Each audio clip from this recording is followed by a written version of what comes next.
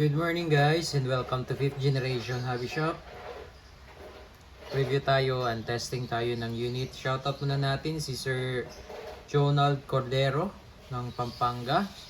So this is the Umarex T4A Tactical Revolver TR50 Gen 2 Caliber 50 revolver. Yan by Umarex. Okay, 7.5 joules.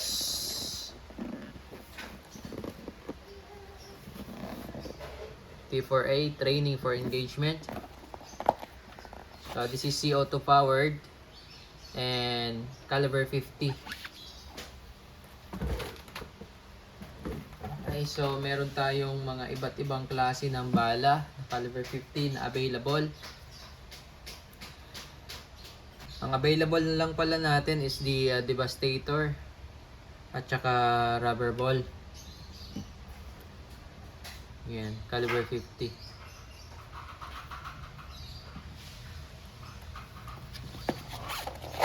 So this is the unit.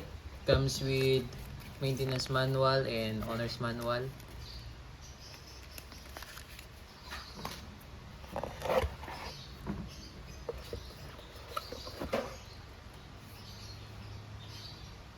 Ito yung pursing cap.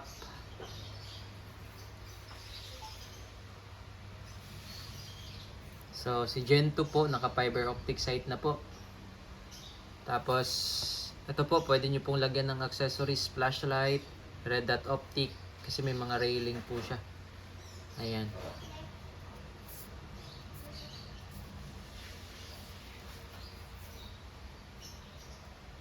Yan po yung serial number. Pag-release po ng magazine, yan, ito po yung original magazine, and then ito po sir yung inyong order na spare.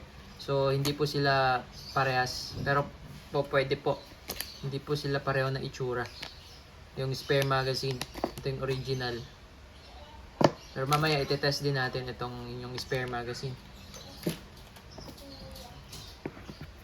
Yan, so lagyan natin ng rubber ball po ang gagamitin natin pang test. Kasi ano po siya yung rubber ball po is reusable. Unless kung mabasag na siya, huwag nyo na siyang gamitin. So ito po yung harapan. Sa likod po tayo maglalagay ng bala.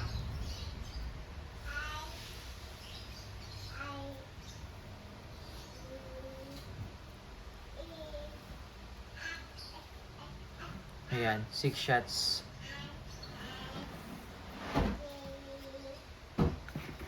So ito din po yung harapan, pasok.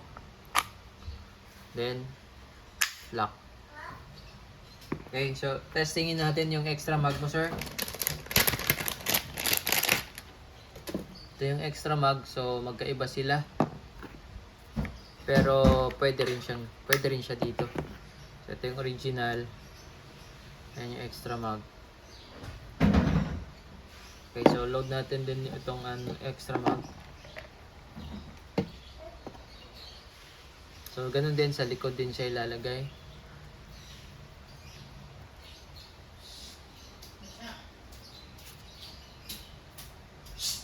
Ayan. Then ayan. Ito yung harapan po. Pasok. Ayan, lock.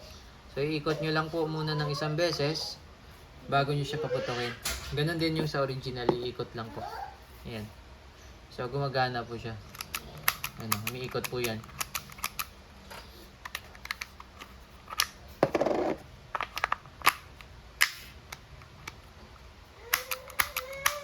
Ayan po.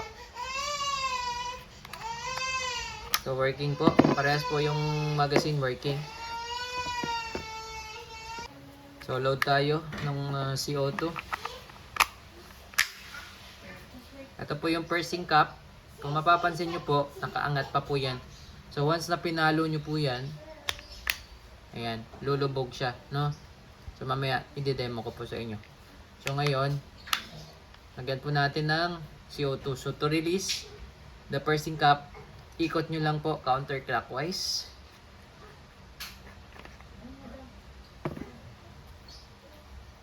Lagyan natin siya ng oil.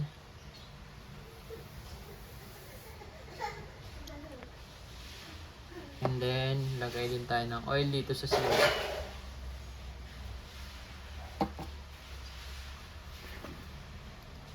Okay, pasok lang natin dito. And then,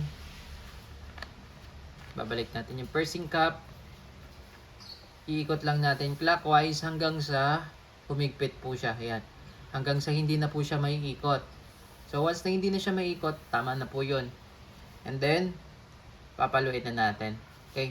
Once na pinalo na natin to, may lalabas dito indicator. Lalabas yung kulay pula. So, ibig sabihin, pressured na po. Mayroon na po siyang pressure sa loob. So, once na pinalo nyo, sir, gamitin nyo po kaagad. Huwag nyo po siyang hayaang ma-stuck sa unit ng matagal. Once na pinalo nyo po. Pero, pag hindi nyo pinalo ito, kahit nakastuck lang yan siya dyan, kasi hindi pa naman siya activated, hindi pa butas punctured yung CO2.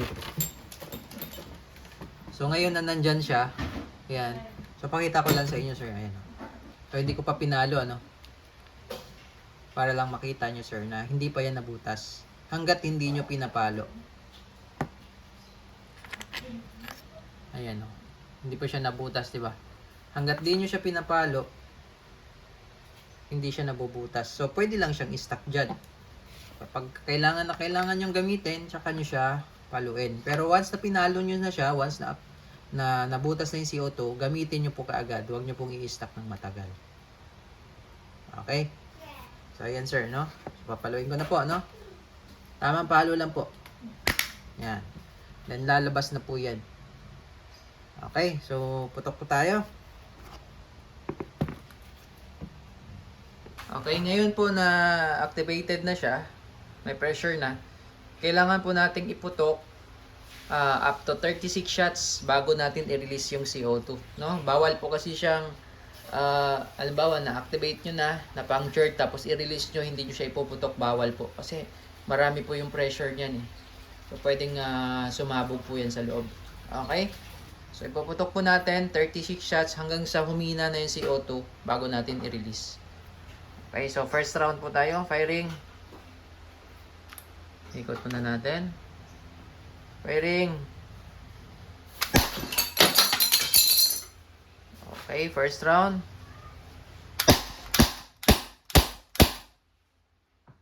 Okay, 6. Second round po, yung ito po yung spare magazine nyo po. Okay? Second round. So that's 12 shots na po. So kailangan pong maka 36 shots tayo bago tayo mag-release ng CO2. Okay, third round. Original magazine.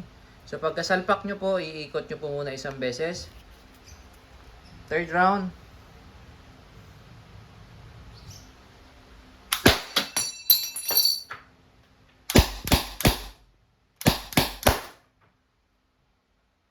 Pang third round. Okay, pang fourth round. So, tingnan nyo po yung damage, sir. Laki ng damage. 50 cal ba naman? Okay, pang fourth round.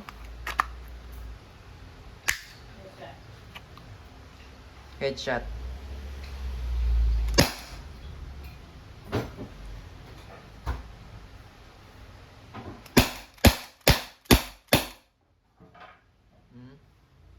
So, fourth round. 2 rounds more. Okay, pang fifth round.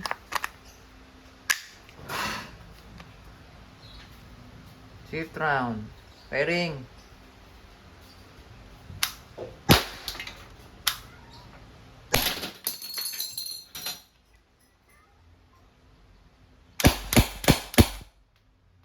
Okay, fifth round.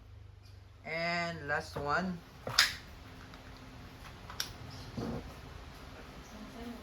Ito yung spare mag. Ay, ito yung bagay pa.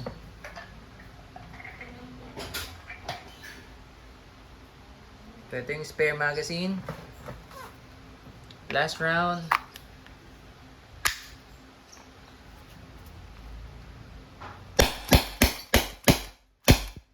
Okay, so mahina na siya sa pang-anim. So that's 36 shots all in all. Okay, so ngayon, na-release na natin. No? So to release the CO2, ikot nyo lang siya counterclockwise. One time. Yan. Okay, and then, makikita nyo po lumubog na siya. Okay, so to release, ikot ulit. Counterclockwise. Ito yung CO2. Yan. Okay, then kung gagamitin nyo ulit, pahinga nyo lang muna 2 to 3 minutes para mawala lang yung lamig. Okay, pero pag i-stack nyo lang naman, pwede lang kahit ilagay mo lang yung CO2, din wag mo na siya papaluin kasi i-stack mo lang siya. Okay, so okay na po unit nyo, sir. Again, this is the TR-50 UMARX T4A TR-50 caliber 50 tactical revolver. All goods na po. Thank you, sir.